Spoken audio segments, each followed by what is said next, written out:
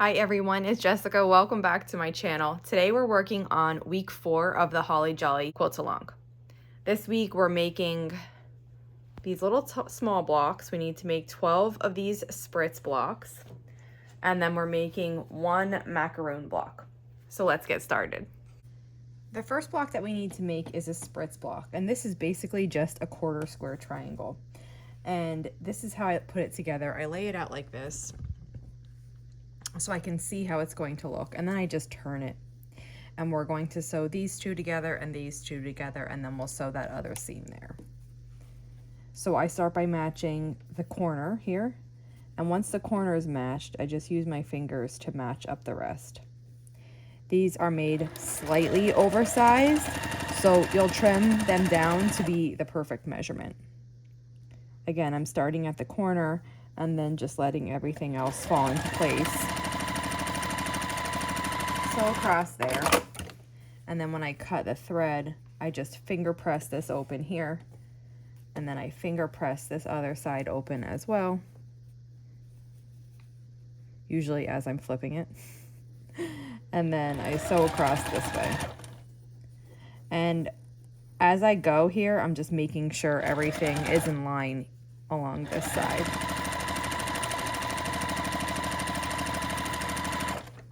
Once that's finished, you can finger press or iron press them open, whatever you prefer, so that it lays flat. And then you're just going to use your ruler to trim them to size. Remember that when you're trimming this, you're putting the 45-degree line of your ruler on the diagonal to make sure that it's actually, you're cutting it straight and not kind of cockeyed.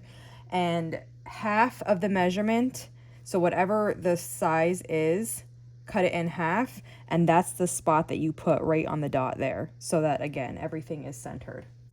And this week we need to make 12 of these Spritz blocks. I have the rest of mine made, so I did 6 red and I did 6 green here, and these are used to piece together different spots of the quilt to make them all fit.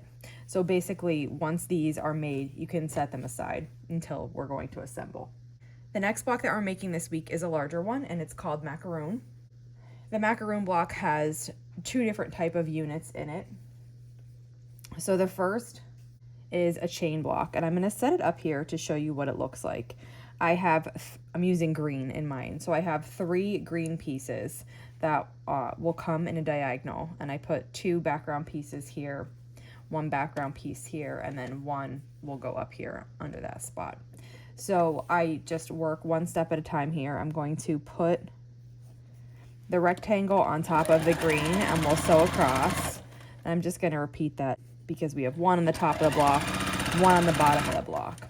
And then the middle of the block is made out of 3 squares. So if I just sew that together, then we'll cut these apart. And on the other side of the green square will be the other square of background that we have left. And then we'll sew this together. So I have my rectangle here with a square at the corner. Then I'm taking my middle strip, which is the 3 squares, and we'll sew across here.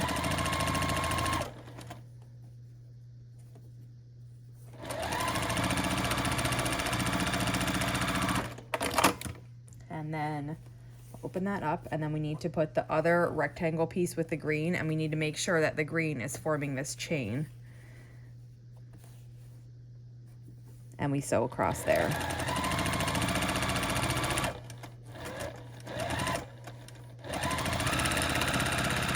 Once I open this up, I once again just check that placement and make sure I have that nice diagonal. And we need 4 of those. I have my other ones made here, so I'll set those aside. And the next thing we need to do is some stitch and flip flying geese. So I'm just going to change my foot to a flat foot instead of this 1/4 inch. And I'm using a zipper foot, but it works the same as just the regular standard flat foot that comes with this machine when you buy it. And we have regular stitch and flip flying geese to make, so I have my background. And those flying geese are going to get, on my block, red. So I have my red squares here. If you have directional fabric, which this fabric is technically directional, but I'm not going to be using it as directional here. So if you did have directional, sometimes what helps is if you want to lay it on here how you want it. So for example, say I wanted it like that, and then I can just let it fall back into place and know that I have that placed correctly. So here, if I sew across this, then when I open this, it will be the correct way. Sometimes the directional fabric can get really confusing, and you know, you don't know which way to put that down. So over time, you kind of just learn which way to put it, and I don't really think too much about it. But back when I was learning, folding that was a way to help ensure that I did have it correctly. And so I'm just making one unit here so you can see what it looks like. We do need 4 of these. So I put my other square on. I'll sew across this diagonal right down to the other corner. And then cut this overhang away, leaving about 1/4 inch.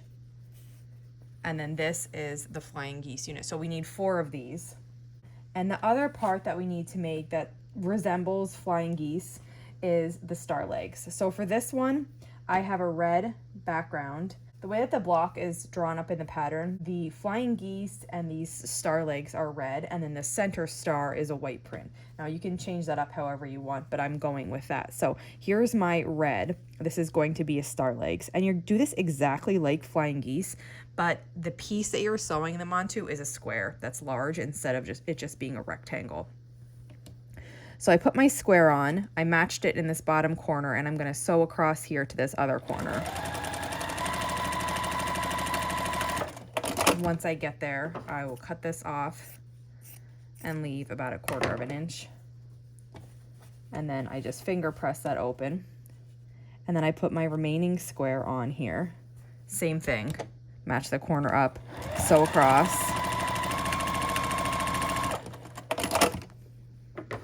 And then trim this to leave about 1/4 inch. And this is what the star legs look like. And you need 4 of these also.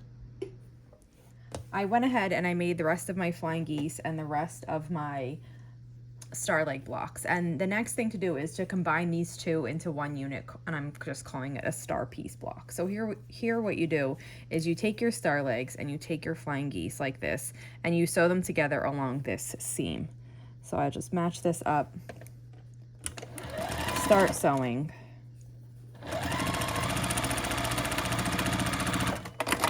And this is what the unit is going to look like, and you need to go ahead and make 4 of those. And once you have those made, we're ready to start assembling. So I'm going to take 1 chain block and I'm going to sew it together with a star piece block like this.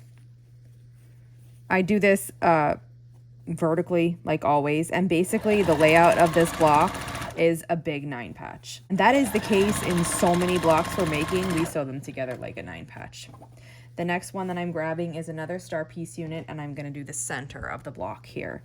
And I match these up right here and sew across. Then we'll get another chain block, another star piece block here. Then we'll cut the thread and go back up to the beginning. We'll sew another chain piece block. On this block, the chains are going diagonal into the center, so pay attention as you're assembling just to make sure you do have those in the right position. Then I'll add the last star piece, and the final corner will be the last chain block. When I put the block out, you can get a rough idea of what it's going to look like. This is a good time to just go through the whole thing, make sure everything's laying out correctly. Like I said, the green chain should be heading towards the center, and make sure your flying geese are everything's correctly matched here. And once you're sure, you can go ahead and sew the 2 final seams.